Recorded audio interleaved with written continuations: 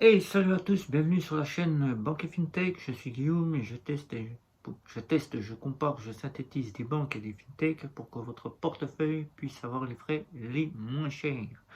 Donc aujourd'hui, nous allons donc revenir sur une réouverture de compte bancaire, puisque je vous avais dit que je ne ferai plus de réouverture de compte bancaire pour l'instant, mais en fait, ce qui se passe, c'est un changement direct total pour nous, pour notre portefeuille bancaire. C'est un direct puisque il y a quelques jours, nous avons donc été en entretien avec une banque, puisque nous vous avions fait une petite vidéo que vous pouvez consulter sur la chaîne, l'ouverture de compte à la CIC, où nous avons été en entretien pour savoir s'ils souhaitaient nous réouvrir un compte, et où nous vous avions donc préparé à un entretien avec un banquier.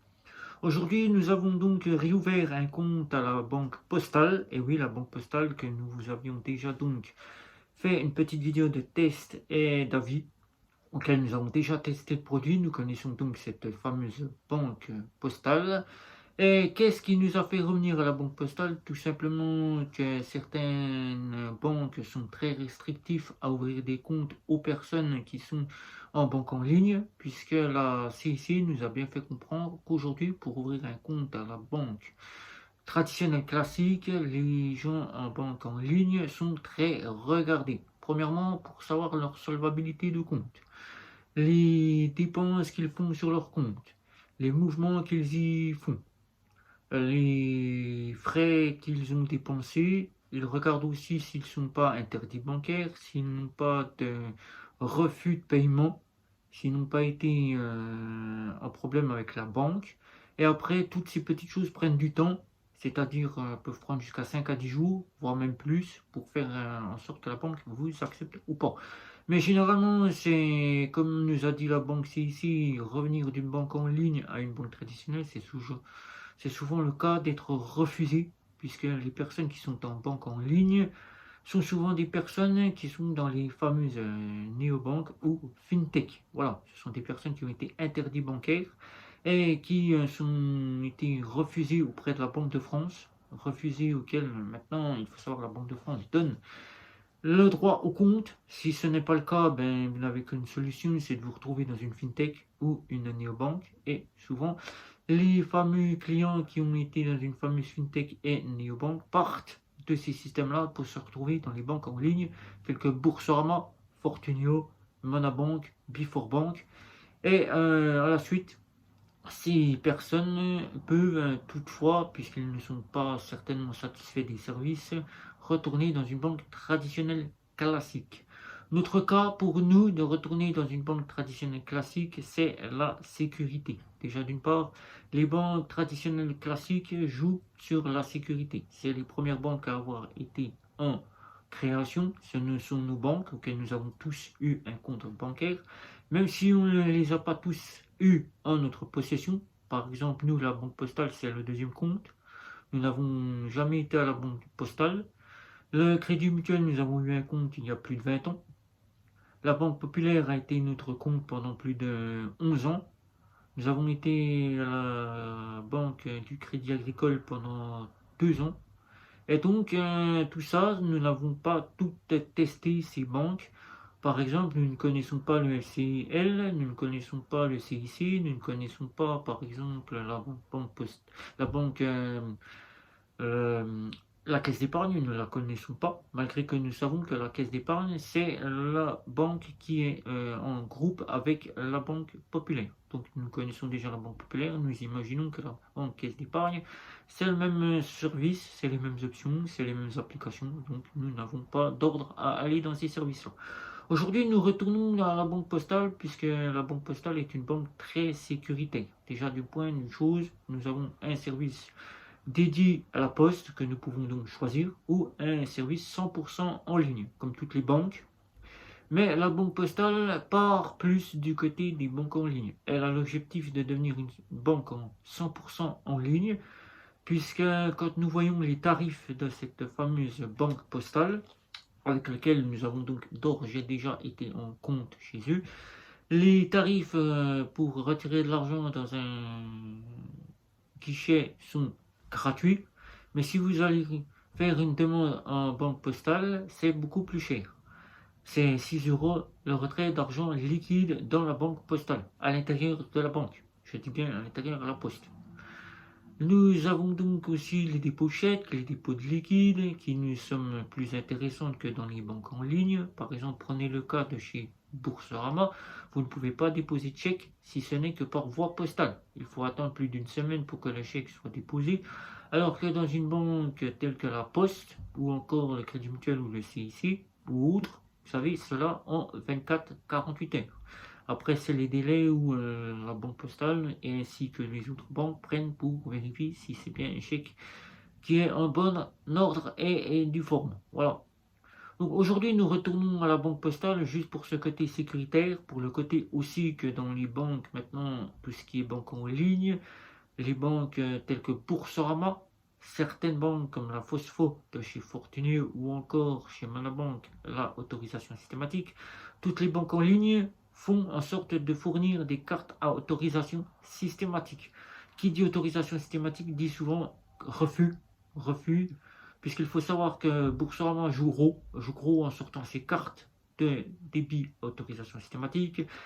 Même si toutefois vous avez une welcome qui est la plus séquestre, où il faut passer en ultime, où là la ultime il faut quand même avoir de l'argent pour y passer, ou là encore si vous ne pouvez pas prétendre de 1800 euros de salaire, vous avez une phospho, et chez Monabank vous avez que des cartes qui sont vraiment limites en plafond.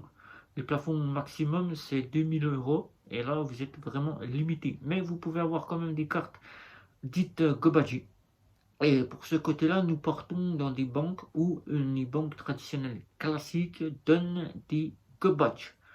Vous n'êtes pas obligé de voir que maintenant les banques telles que la Poste vous demandez une offre groupée. Vous avez votre carte autorisation systématique, votre carte classique, votre carte Visa première. Ils ne vérifieront pas si vous avez des ressources, ils ne vérifieront pas si vous allez déposer de l'argent tous les mois. Tout simplement, ils vous fourniront cette carte. Comme nous, là, nous avons demandé une visa classique, nous allons avoir une visa classique.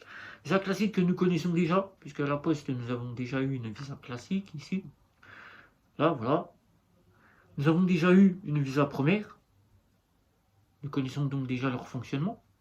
Pour les frais qui sont véritablement les moins chers que les banques les plus traditionnelles que nous connaissons, Crédit Mutuel, CIC, ou encore la Banque Populaire, la Caisse d'épargne, ou encore le Crédit Agricole, puisqu'il faut savoir que si maintenant vous allez retirer de l'argent dans un DAB, vous payez 1 euro les retraits, alors que la banque postale, c'est 85 centimes le retrait si vous allez hors banque postale. Toutes les banques maintenant demandent à leurs clients de privilégier les banques telles que la Banque Populaire, la Caisse d'épargne, le CIC, pour aller retirer gratuitement de l'argent. Sinon, il faut directement payer 1 euro. Où là, vous avez 5 retraits dans les banques les plus traditionnelles, alors qu'à la Poste, ce n'est pas limité en retrait, c'est 85 centimes sur tous les retraits que vous faites dès le premier retrait. Par exemple, vous allez dans une banque populaire, retirer de l'argent avec votre poste, vous allez payer 85 centimes. Il n'y aura pas de limite de retrait gratuit. Il faudra passer à la banque postale pour retirer gratuitement. Les prestations sociales ou les personnes interdites bancaires, là, ils sont autorisés même s'ils n'ont pas le droit au compte. La banque postale accepte les interdits bancaires, ça c'est pour le plus gros point auquel nous avons donc décidé de retourner, puisque aujourd'hui, il faut savoir que toutes les banques traditionnelles classiques refusent les ouvertures de compte aux interdits bancaires, mais si l'interdit bancaire fournit que la Banque de France leur donne le droit au compte, dans cette banque-là, les banques acceptent tout de même les interdits bancaires. La banque postale n'a donc pas besoin de l'accord de la Banque de France. Il suffit simplement de vous présenter avec votre contrat que vous êtes interdit bancaire, et là, vous avez votre interdit qui a le compte ouvert à la banque postale. Ça, c'est une bonne chose. Les conseillers qu'ils sont beaucoup plus réactifs au milieu de banques en ligne que de banques que si vous allez à la poste. Vous allez à la poste, il faut souvent prendre rendez-vous. Et là, il faut attendre. Il faut avoir votre conseiller qui est dédié. Souvent, votre conseiller Didi va éplucher l'état de votre compte. Il vous dira non, on ne vous autorise pas ceci, il ne vous autorise pas cela. Alors qu'une banque en ligne, le conseiller de la banque en ligne de la banque postale, lui, va éplucher votre dossier, il va faire la demande et quelques minutes après, vous êtes avec l'option que vous avez donc demandée. Il n'y a donc aucun souci à vous faire à ce niveau-là. Les conseillers sont beaucoup plus présents en ligne que dans la banque postale. Pour la banque postale, comme je vous ai dit, il faut avoir un rendez-vous. Alors qu'avec la banque postale en ligne, vous avez 100% de votre compte auquel vous avez un numéro dédié, auquel vous avez votre conseiller à partir de 8h du matin jusqu'à 20h le soir, du lundi au vendredi. Et le samedi, de 9h à 12h, vous avez votre conseiller qui est en ligne, où il peut répondre à toutes vos questions. Ça, c'est une bonne chose. Les plus que nous aurons, c'est que là, vous n'êtes pas à vous dire tous les 4 minutes, je vérifie mon compte. Ça, c'est une bonne chose pour laquelle nous retournons. Tous les 4 minutes, vous savez à quelle heure arrivent vos virements. 22h à 22h30, les virements, les prélèvements, les rentrées d'argent, la mise à jour de votre compte. Tout est fait à ces heures-là. Vous n'avez donc aucun souci. Vous pouvez utiliser votre compte sans vous dire est-ce que je vais recevoir mes prestations sociales, à quelle heure je vais les recevoir, et regarder tous les 4 matins, tous les 4 minutes, pour savoir si la banque postale reçoit ses prestations sociales. Non, là, vous avez une heure précise, c'est bien défini, 22h, 22h30, tout se passe sur votre compte. Mise à jour, virement, rentrée d'argent, et vos prélèvements bancaires de vos factures se font entre 22h et 22h30. Ça, c'est une très très bonne chose. Là, en plus, ce que nous adorons le plus sur la banque postale, l'ouverture se fait en 4 à 5 jours. Là, c'est vraiment génial. Pas trop de paperasse, vous n'êtes plus obligé d'aller directement avec vos paperasses comme le font les banques traditionnelles, les plus grosses banques traditionnelles. Maintenant, ils vous demandent d'ouvrir votre compte en ligne. Une fois qu'ils ont l'ouverture de compte, ils vous demandent la paperasse. Et une fois, ils vous demandent de prendre rendez-vous pour aller en agence et rencontrer votre service client. Là, la banque postale, nous adorons. Il n'y a donc plus besoin de demander à aller en agence pour ouvrir votre compte.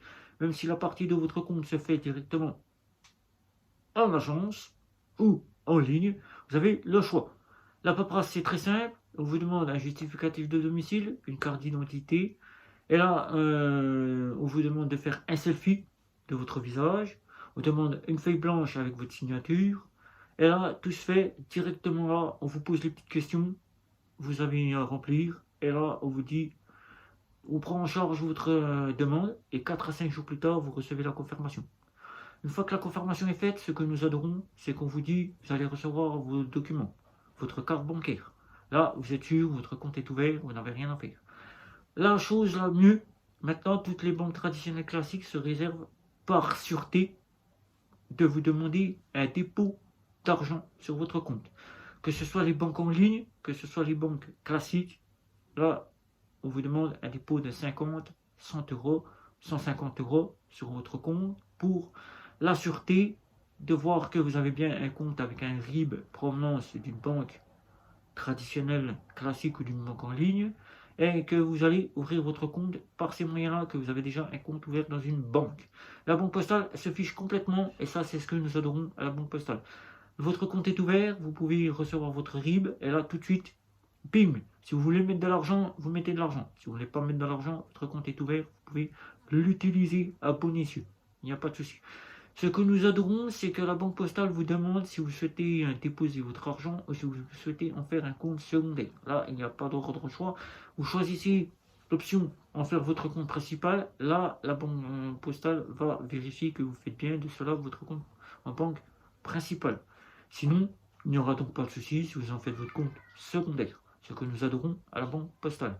La banque postale, c'est directement que si vous êtes prestataire, si vous êtes à faible revenu, elle vous offre la possibilité d'obtenir toutes ces cartes bancaires. Vous obtenez par exemple une Visa classique que vous avez commandée à l'ouverture de votre compte. Un mois plus tard, vous pouvez donc passer à l'offre de votre choix, c'est-à-dire changer de carte bancaire pour une Visa première ou une Visa électron, comme vous l'offrira la banque postale. Mais après, par la suite, si la banque postale vérifie votre compte et qu'elle vérifie que vous êtes en bonne uniforme et que vous avez les soldes possibles, elle pourra vous proposer de passer en Platinum ou encore en Visa Infinite. Là encore, la Visa Infinite, 320 euros. Je pense pas que certains aient envie de payer 320 euros une gamme de Visa Infinite. Nous pouvons avoir une Visa Infinite bulgare pour moins cher. Même si la Visa Infinite bulgare ne propose pas les mêmes options que la Visa Infinite française, nous avons quand même une petite Visa Infinite qui a la marque Visa Infinite qui propose les options de la Visa Infinite, même si ce n'est pas une totale Infinite, c'est une Infinite bulgare et qui nous saura nous garantir les options pour aller dans un hôtel de luxe, une location de véhicule, pourra nous faire bénéficier d'un hôtel de luxe et pourra nous faire bénéficier d'autres offres à travers la conciergerie et la panel de la Visa Infinite Bulgare pour 99 euros à l'année. Voilà, c'est déjà 2 fois moins cher. Nous retournons donc à la banque postale pour cette carte co-badgée auquel nous ne sommes pas à nous demander est-ce que je vais avoir du offline. Encore une fois, petite partie que la néobanque met en place ou la fintech met en place pour faire en sorte de passer, ou la banque en ligne met en place pour faire en sorte de passer votre carte tant que le terminal n'est pas connecté à Internet. Qui dit pas connecté, pas de GPS, pas de 4G, pas de 5G, etc., etc. Et qui dit qu'à la montagne, quand le livreur viendra et que lui n'aura pas de connexion Internet, vous pourrez donc passer avec votre carte pour payer la petite commande que vous aurez fait. Là, c'est pour cela que nous retournons donc et se dire, nous sommes sécuritaires à ce niveau-là. Nous avons un go-badge. Nous pouvons donc passer en aucun souci péage, parking souterrain. Les stations essence, nous n'aurons donc plus cette préautorisation, même si toutefois la banque postale prend un double. Le double nous est retourné sur le compte en 24-48 heures après que la station essence ait débité notre argent sur le compte. Et tout cela, c'est le souhait que nous avons souhaité pouvoir avoir quelque chose qui soit quasi avec de véritables conseillers. Néo-bancaire, nous n'avons donc que des comptes, comme nous disait la banque. C'est ici des comptes de première main. Ce sont des comptes que fournissent pratiquement plus les banques, c'est-à-dire les comptes avec des autorisations systématiques bloquées. Une fois qu'il n'y a plus d'argent sur le compte, vous n'êtes pas à aller au découvert. Et ça, ce sont les comptes là que récupèrent les néobanques et vous fournissent pour que vous ayez cela amélioré, bien évidemment, avec tout le panel de la néobanque. Et là, de nous dire que nous avons donc les véritables crédits d'assurance, les conseillers à l'écoute et tout le panel de la banque. Voilà, pour cela que nous retournons donc à la banque postale. L'ouverture de compte a donc été effectuée ce jour. Et le compte est ouvert, nous attendons donc les documents. Prochainement, nous vous referons un petit déballage de la carte en vous expliquant les fonctionnalités de la carte bancaire de la Visa classique, ses tarifs, ses points forts, ses points faibles. Et ça sera parti pour nous. Notre compte principal sera là avec la banque postale, la carte Visa classique. Et d'ici 1 ou 2 mois, voire 3, nous partirons avec la Visa première. Voilà, sur ce, c'était Guillaume pour cette toute nouvelle vidéo. Si vous avez des questions sous la vidéo, n'hésitez pas à liker, à partager, à nous retrouver sur les réseaux sociaux. N'oubliez pas, abonnez-vous et surtout les communautés de YouTube que vous pouvez poser toutes vos petites questions, les communautés Facebook, les communautés Twitter et Instagram. Sur ce, c'était Guillaume encore une fois pour cette toute nouvelle vidéo. Je vous dis ciao ciao ciao.